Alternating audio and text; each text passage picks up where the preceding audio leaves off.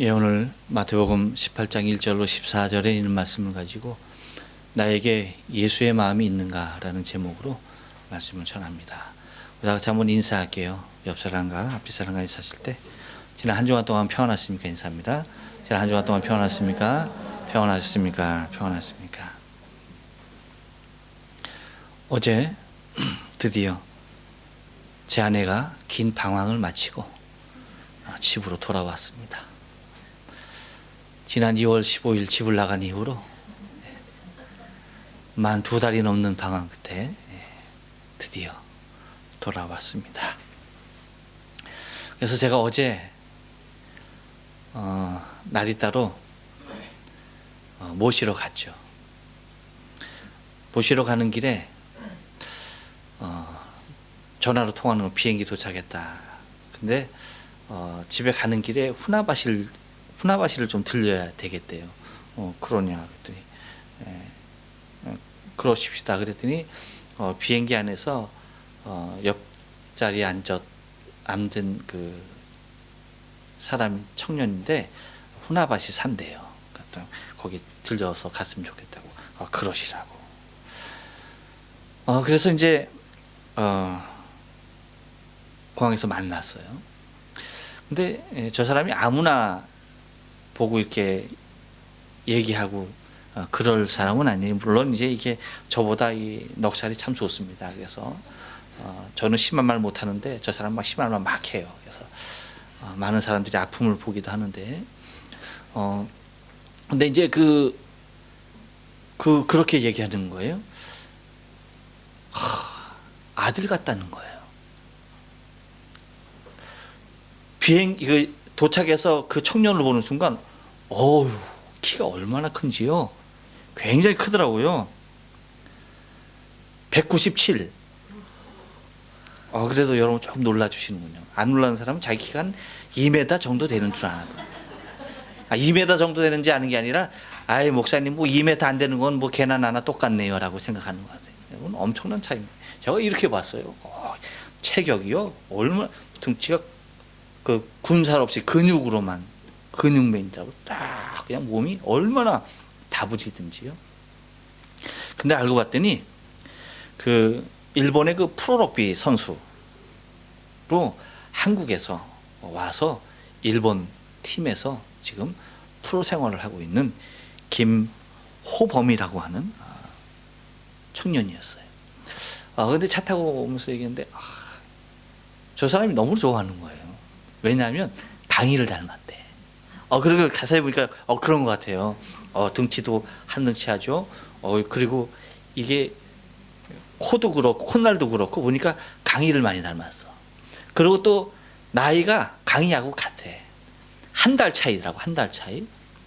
그러니까 아들을 보는 그런 느낌인 것 같듯이 그렇게 얘기를 하면서 좋아하더라고요.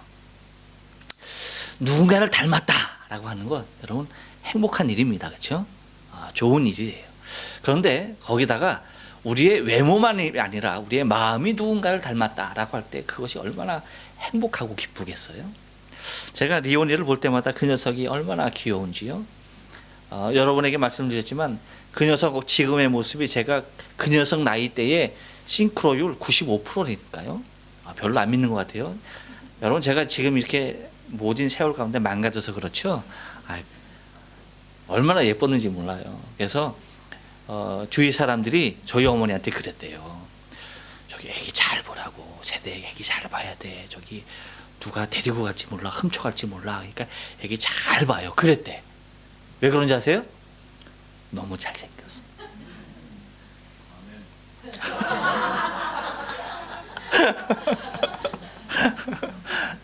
아무튼 그랬대요. 믿거나 말거나. 그러니까 근데 이게 외모뿐만 아니라 우리 마음까지도 누군가를 닮았다라고 할 때에 그것이 얼마나 기쁜 일이겠는가 생각이 되어집니다.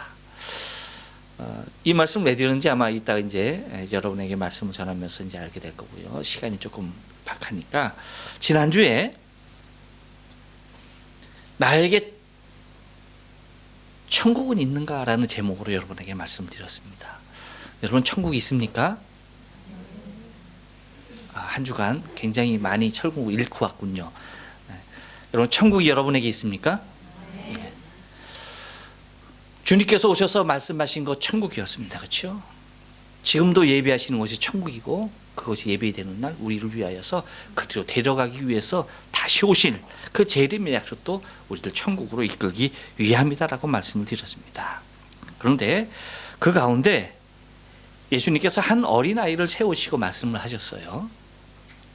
왜 어린아이를 세우셨을까라고 할 때 가장 근본적인 것은 다른 데 있지 않습니다. 가라사대 진실로 너희에게 이르노니라고 얘기하면서 먼저 얘기하는 것이 있습니다. 돌이켜라고 얘기합니다. 돌이켜라고 얘기하는 말 이 자체가 무엇을 의미하는가라고 한다면 그것은 다른 것이 아니에요. 지금은 너희가 무엇이 아니라는 얘기예요? 어린아이 아니라는 얘기예요. 너희는 지금 어린아이의 모습으로 있지 않다는 거예요. 너희는 철저하게 지금 성인의 모습을 갖고 있다는 겁니다. 다시 말하면 철저하게 자고하고요, 자신을 의지하고요, 물질을 의지하고요, 경험, 지식, 사람, 그리고 세상의 연줄, 그래서 학연, 지연, 혈연 이런 것에 의하여서 그것만을 의지해서 살아가는 사람들이라고 말을 하는 것입니다.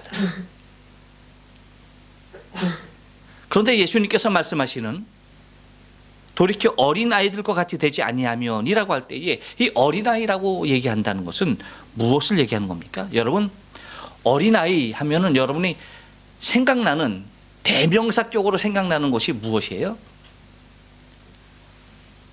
착하다, 순진하다, 깨끗하다 라는 모습이에요.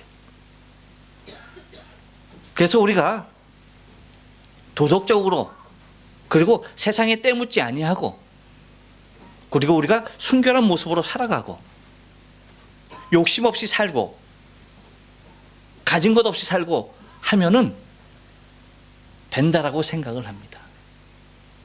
그런데 그렇지 않다는 거예요. 여러분, 예수님께서 말씀하시는 어린아이라고 하는 것은 착한 것을 말하거나 도덕적으로 깨끗한 것을 말하는 것이 결코 아닙니다. 세상에 때가 묻거나 때가 묻지 않았거나 거짓없이 살아가는 그 상태를 얘기하는 것이 결코 아니에요. 어린아이 착합니까? 그렇지 않아요, 여러분. 어린아이 깨끗합니까? 그렇지 않아요. 순자가 말한 성악설이 맹자가 말한 성선설보다 성경적으로 보면 타당한 것입니다. 악합니다. 그런데 왜 어린아이로 얘기했을까라고 얘기할 때 그것은 다른 것이 아니라 철저하게 의존적인 존재라고 하는 거예요. 누가? 어린아이가. 어린아이는 자기 스스로의 삶을 살아갈 수 없는, 이 세상에서 절대로 스스로의 힘과 능력으로 살아갈 수 있는 상태에 있는 인격체를 말하는 것이 아니에요.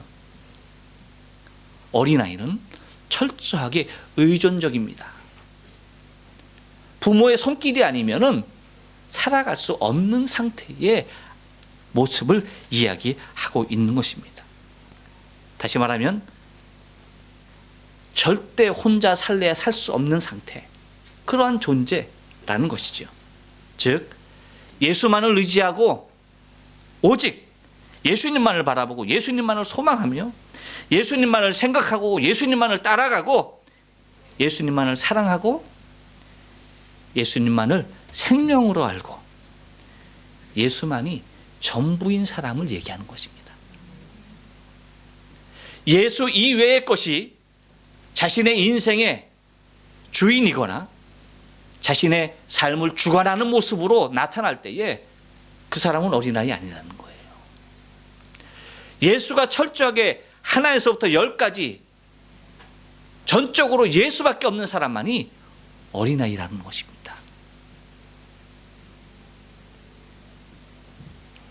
그런데 여러분, 우리의 모습을 봐요. 정말 우리가 예수만을 의지합니까?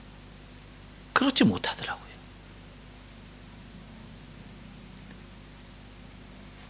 세상이 만몬주의에 들어가서 재물, 그것이 우리 인생의 가치가 돼버렸어요.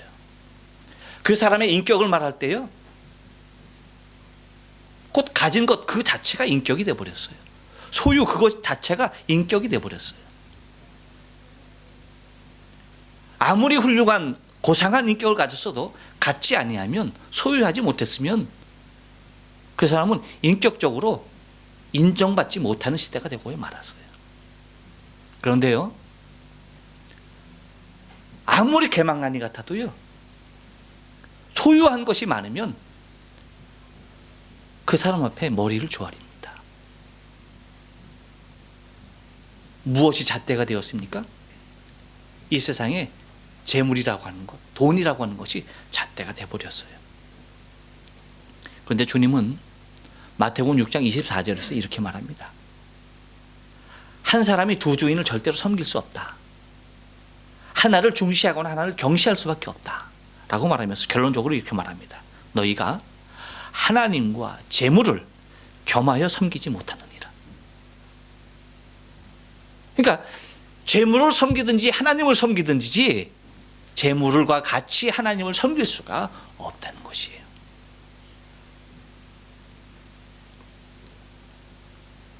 여러분, 우리가 재물만 의지합니까? 그렇지 않잖아요. 우리의 경험, 우리의 인생의 삶 가운데 얼마나 큰, 나 자신을 핸들링하는 데 있어서 얼마나 큰 몫을 차지하는지 몰라요.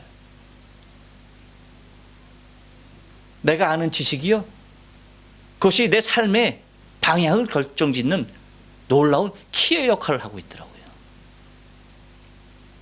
무엇이 돼야 되는데? 예수가 돼야 되는데, 주님이 되어야 되는데 주님이 아니라 재물과 경험과 지식과 그리고 나에게 연관된 세상적인 모든 것이 나의 삶을 주관하고 있다는 거예요. 그래서 주님이 제자들에게 말합니다. 어제 말씀드린 대로 천국 얘기, 그 말 한마디 자체 한 것으로 주님이 너무나 감격스러워서 얘기하는 그들에게 빠뜨리지 아니하고 얘기하는 것이 돌이키라는 거예요.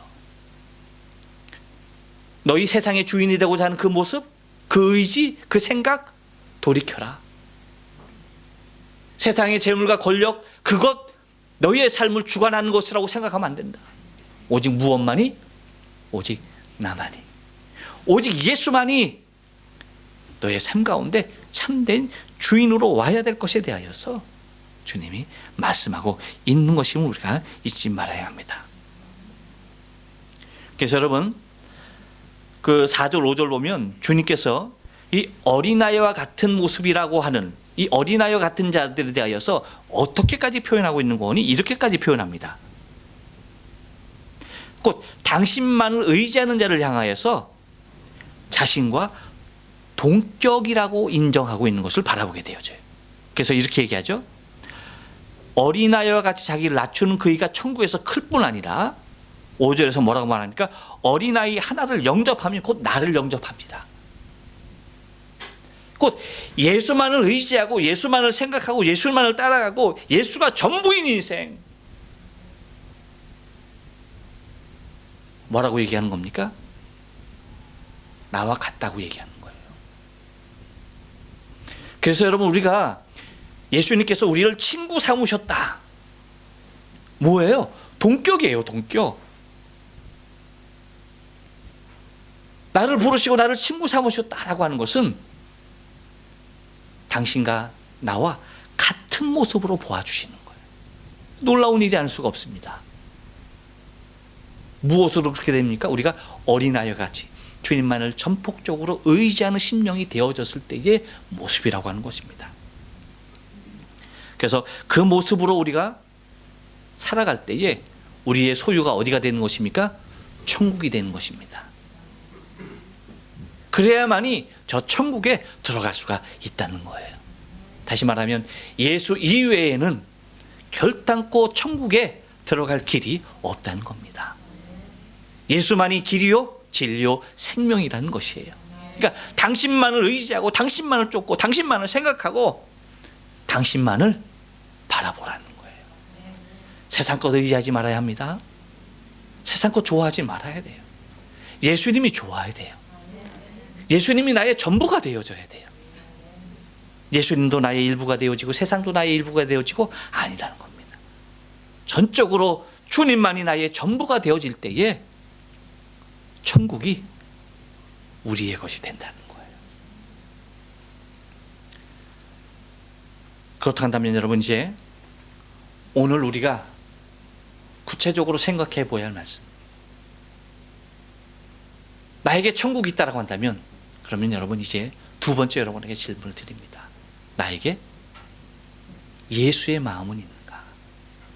과연 나에게 예수의 마음이 있는가라고 하는 거예요. 예수의 마음이 어떻게 해요? 주님의 마음이 도대체 어떻게 해요? 그것은 오늘 12절 이하에서 우리에게 잘 말씀을 해주고 계십니다. 예수의 마음은요, 한번 따라서 합니다. 생명에 있습니다. 그렇습니다. 우리 예수님의 마음이 어디 있느냐? 다른 곳에 있지 않아요. 생명에 있습니다. 12절 말씀 보니까 이렇게 얘기해요. 너희 생각에는 어떠하냐? 만일 어떤 사람이 양 100마리가 있는데 그 중에 하나가 길을 잃었으면 그 99마리를 산에 두고 가서 길 잃은 양을 찾지 않겠느냐라고 말합니다.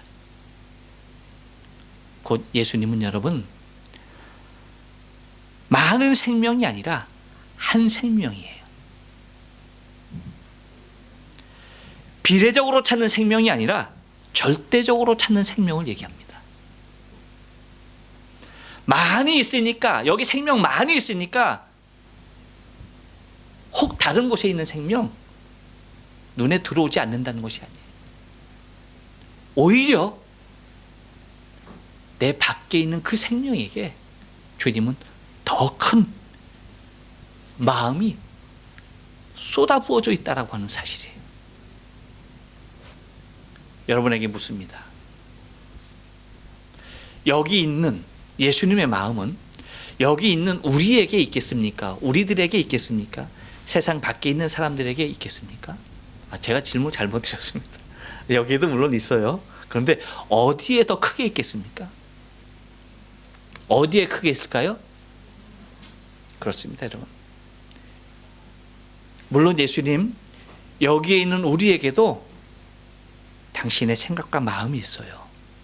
그런데요, 정말 주님께서 지금 찾고 헤매고 있는 것은, 주님이 가 계신 곳은 교회 밖에 있는 저 생명들을 향하여서 당신의 걸음을 재촉하고 있다는 거예요.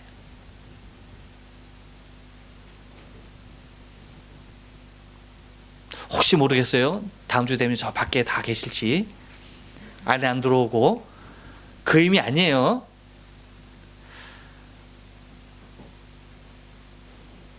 정말 주님은 잃어버린 그 한 생명에게 당신의 마음이 다 쏟아져 있어요. 우리의 마음은 어때야 될까요? 주님 마음 닮아야죠. 내 새끼 닮은 외모가 든 생명, 사람, 그 사람 한 사람 보고도 그렇게 기분이 좋았는데,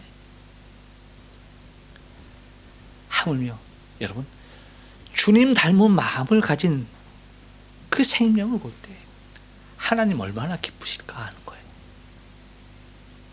그 이상 기쁨이 무엇이 있을까라고 하는 거예요.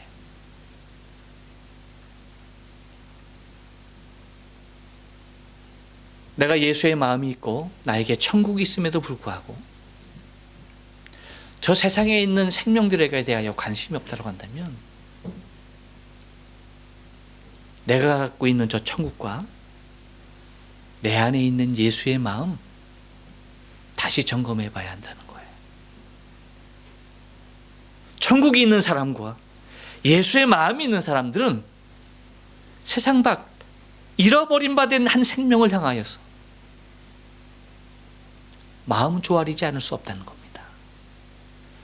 그들을 향하여 태평하다라고 한다면 결코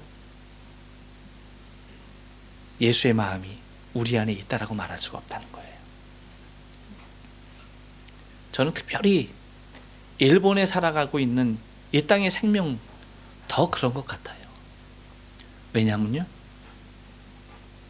이 땅은 언제 어떻게 흔들릴지 몰라요. 언제 어디가 어떻게 얼마만큼 흔들릴지 몰라요.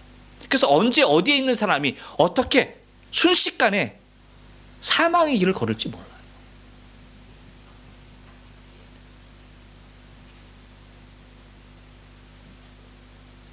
구마모토에 일어나는 지진, 계속해서 강진이 5도 이상 되는 강진이 계속해서 일어나고 있어요. 어제 뉴스만으로도 5도 이상 일어난 지진이 14번 이상이 일어났다는 거예요. 더 일어났겠죠, 지금. 어제 보도로만 의하면 47명, 제가 47명까지 사망자를 확인했어요. 근데 더 늘어날 수도 있겠죠. 순식간입니다. 살아있어서 살아있는 것이 아니에요. 언제 어떻게 이 땅이 또 흔들릴지, 언제 어떻게 또 이 땅에 있는 무수한 생명들이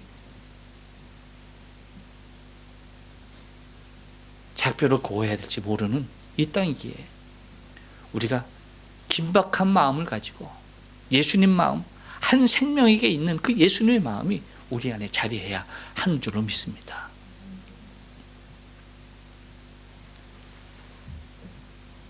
여러분, 주님이 이 땅에 계셨다면 뭐 하실 것 같아요? 뭐 하실 것 같습니까? 한 가지입니다.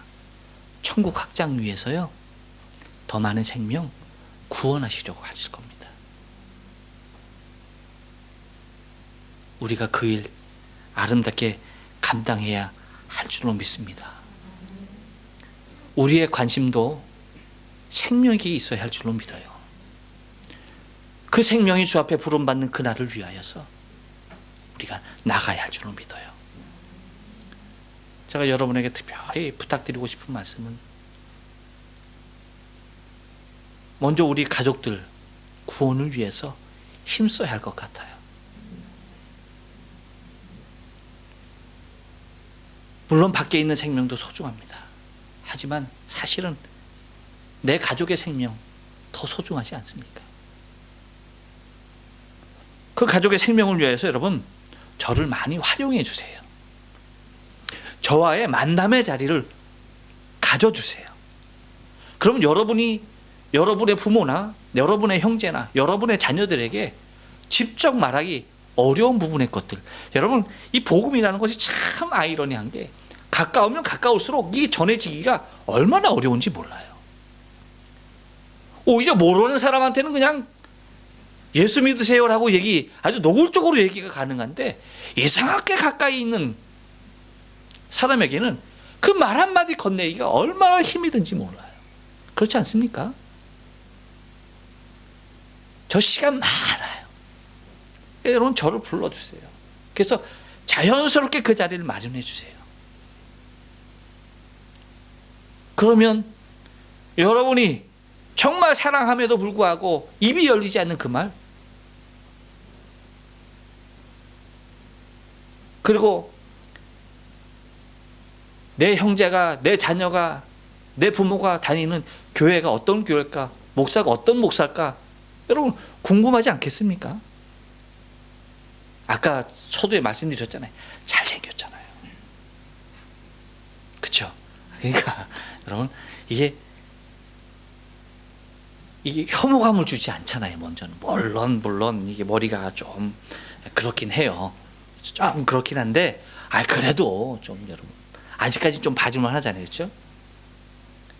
그러니까 그 자리를 여러분 마련해 주시면 제가 할 수 있는, 아주 잘 할 수 있는 것들이 저에게 있습니다. 불러주세요. 네. 여러분, 다정한 친구가 있으면 만나는 장소에 저를 불러주세요. 아셨습니까? 제가 점심 사드릴게요. 그럼 되잖아. 저를 불러주시면 감사하겠습니다. 곧 예수님의 마음, 생명이 있었다라고 하는 사실 여러분 잊지 말아야 합니다. 한 번 더 따라서 합니다. 예수님의 마음은 사랑에 있습니다. 여러분 13절 말씀 보니까 이렇게 얘기해요. 맨 마지막에 보면 이것을 더 기뻐하니라라고 얘기합니다. 이게 무슨 말이냐면 진실로 너희에게는 만일 찾으면 길을 잃지 아니한 99마리보다 이것을 더 기뻐하리라 라고 말합니다. 한번 여러분 생각해 보세요. 왜 기존에 있는 99마리보다 잃었다가 찾은 것으로 더 기뻐할까? 그 이유가 뭐겠습니까, 여러분? 이유가 뭘까요? 이 이유를 알아야 됩니다. 매우 중요한 거예요. 한번 생각해 보지 않으셨습니까? 한번 생각해 보십시오. 잃은 것을 되찾은 기쁨이 왜 클까? 그 이유가 뭘까? 한 가지입니다. 한 가지. 처음부터 사랑했기 때문입니다. 왜라고요? 처음부터 사랑했기 때문에 그래요. 처음부터 사랑했던 존재이기 때문에 잃어버렸다가 찾으면 더 기쁜 거예요. 만약에 사랑하지 않았다는 거라면 찾아도 찾았구나 끝이에요. 찾았구나 하면서 나머지 있는 99마리로 더 기뻐할 거예요. 그렇지만 이 잃어버린 한 마리도 99마리와 똑같이 처음부터 사랑했던 것이기 때문에 잃어버렸다가 찾으니까 그 기쁨이 더 크다는 것입니다. 누가복음 15장에는 이 비유에 대해서 세 가지로 더 구체적으로 얘기하죠. 그래서 세 번째 비유, 두 아들을 가진 아버지를 비유하지 않습니까? 그래서 작은 아들이 자신의 분깃을 가지고, 아버지께 받을 분깃을 가지고 먼 나라로 가서 다 탕진하고 돌아왔을 때에 아버지가 그를 기뻐합니다. 그랬더니 집 안에 있었던 형이 마음이 편치 않아요. 나는 지금까지 아버지와 함께 하면서 그렇게 충성했어도 송아지 한 마리 잡지 않을 때 친구들과 함께 버타여서 송아지 한 마리 잔치 한 번 열어주지 않더니 아버지의 자산을 다 탕진하고 들어온 저 아들이 왔는데 아니 세상에 송아지 잡고 이게 말이나 됩니까? 라고 얘기합니다. 왜 그래요? 아버지가 왜 그렇게 할 수 있었습니까? 처음부터 큰아들과 똑같이 작은 아들도 사랑했기 때문에, 사랑했던 존재이기 때문에 돌아왔을 때, 잃어버렸다 찾았을 때 그 기쁨이 더하다는 거예요. 귀한 거면 귀한 것일수록 되찾은 기쁨이 더 크다는 겁니다. 하나님께서 왜 그 기쁨이 클까? 그만큼 당신의 모양과 형상대로 창조함을 받은 동일한 생명이기에, 처음부터 사랑했던 존재이기에 그 생명 하나가 돌아왔을 때의 그 기쁨이 이루 말할 수가 없다는 것입니다. 그래요, 여러분. 예수님께서는 우리를 처음부터 사랑해 주셨어요. 근데 그 처음부터의 사랑은 결코 변하지 않아요. 그래서 칼빈은 그랬어요. 성도의 견인이라고 했습니다. 하나님께서 한 번 택한 백성은 결코 놓치지 않는다는 거예요. 하나님께 한 번 사랑을 입은 생명은 마지막까지 사랑을 입을 수밖에 없다는 거예요. 저와 여러분이 그러한 존재입니다. 그리고 밖에 있는 저 생명들이 그러한 존재입니다. 그래서 주님께서 저와 여러분 그 생명들을 위하여서 십자가에서 피 흘려 죽으셨던 이유가, 예수님 당신의 마음은 사랑이기 때문이었습니다. 한 번 더 따라서 합니다. 예수님의 마음은 아버지의 뜻에 있습니다. 그렇습니다, 여러분. 예수님의 마음은 전폭적으로 아버지의 뜻에 있었어요. 14절 말씀 보니까 이렇게 얘기해요. 이와 같이 이 소자 중에 하나라도 잃어지는 것은 이 소자 중에 하나라도 이루어지는 것은 하늘에 계신 너희 아버지의 뜻이 아니다. 절대 그것은 아버지의 뜻이 아니다 라고 말합니다. 한 생명이라도 실족되는 것이 아버지의 뜻이 결코 아니다. 그래서 여러분, 주님께서 하신 말씀들을 우리가 가만히 보면 항상 내 뜻대로 마옵시고 아버지의 뜻대로 하면서 아버지의 뜻을 먼저 구했던 삶을 사셨던 것을 바라보게 되어져요. 그래서 예수님 당신의 마음은 항상 아버지의 뜻에 있었어요. 마태복음 7장 21절에 보면요, 그렇게 말합니다. 주여 주여 하는 자마다 다 천국에 들어가지 못한다. 그래서 우리 주여 몇 번 부른다고요? 절대 2번 안 부른다고 그랬죠? 주여 주여 하는 자마다 천국에 들어간다. 그래서 3번 부르죠. 주여 주여 주여 하든지 한 번 주여 하든지 한다고 그래요. 근데 그 지나가고 별로 안 좋아하는 것 같아. 사람들이 웃어야 될 때가 어딘지 울어야 될 때가 어딘지 몰라. 뭔 생각을 하고 앉은지 아무것도 모르겠어. 내가 지금 이 설교를 듣고 있는지도 모르겠어. 식당에 갔다 온 사람들 특히 그런 것 같아. 저 식당에서 떡을 보고 온 사람들은 더 그런 것 같아. 사모가 오면서 떡을 해왔는데, 한국에서 떡을 해왔는데 그 떡을 보고 온 사람들이 더 그런 것 같아. 완전히 생각이 다 떡에 가 있는 것 같아. 그래서 뭔 조크를 해도 전혀 감동이 없고 오직 떡에 있어. 주님이 말씀하셨어요. 사람이 떡으로만 살 것이 아니라고. 아버지의 말씀이 지금 있는데 세상에. 아무튼 그래. 그래서 뭐라고 얘기하시는 거 이래요.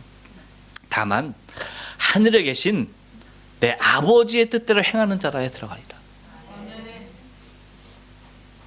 천국에 들어가는 것도요, 아버지의 뜻대로 행하는 자라에 들어간다 그랬어요. 그뿐입니까? 마태복음 11장 26절에서는요, 올소이다 이렇게 된 것이 아버지의 뜻이니이다. 아버지의 뜻, 그것으로 기뻐했어요. 마태복음 12장 50절에서 이렇게 얘기했죠. 누구든지 하늘에 계신 내 아버지의 뜻대로 하는 자가 내 형제요 내 자매요 모친이니라. 할렐루야. 뿐만 아니라 누가복음 22장 42절에서도 아버지의 뜻이거든 이 잔을 내게서 옮기옵소서. 아버지의 뜻이거든 옮겨달라고 말합니다. 그러나 내 원대로 마옵시고 아버지의 원대로 되길 원합니다 라고 말합니다. 또한 요한복음 6장 40절에서도 이렇게 말합니다. 내 아버지의 뜻은 아들을 보고 믿는 자마다 영생을 얻는 이것이니. 할렐루야. 예수님의 마음은 오직 아버지께 있었어요. 오직 아버지의 뜻이 무엇인가 그 뜻을 찾아서 예수님의 마음은 늘 바빴어요. 여러분, 우리의 마음 무엇에 바빠 있습니까? 어디에 우리의 마음이 바빠 있어요? 우리 또한 예수님과 같이 아버지의 뜻을 찾는데 아버지의 뜻이 무엇일까? 나에게 임하시는, 나에게 오늘 주시는 아버지의 뜻은 무엇일까? 그 뜻을 생각하면서 그 뜻대로 살아가기를 원하고 그 뜻을 구하고 한순간순간 내 뜻대로, 내 생각대로, 내 주관대로 내 삶이 이끌어가기를 원하는 내 자아를 오늘도 내려놓으며 내 자아 위에 아버지의 뜻을 겸허히 수렴하고 그 뜻대로 순종하며 살아가기를 발버둥치는 우리의 삶의 모습이 주님께서 원하시는, 주님께서 갖고 계셨던 아름다운 마음인 것을 우리가 바라봐야 합니다. 여러분, 내 평생의 소원 주님 닮기 원합니다. 할렐루야. 그래요 여러분, 우리 이 주님의 마음을 닮아야 돼요. 천국을 소유한 사람은요, 예수님의 마음을 가져야 돼요. 예수님의 마음은요, 아버지의 뜻을 구하는 데 있었습니다. 사랑에 있었습니다. 그리고 생명에 있었습니다. 기도하십니다.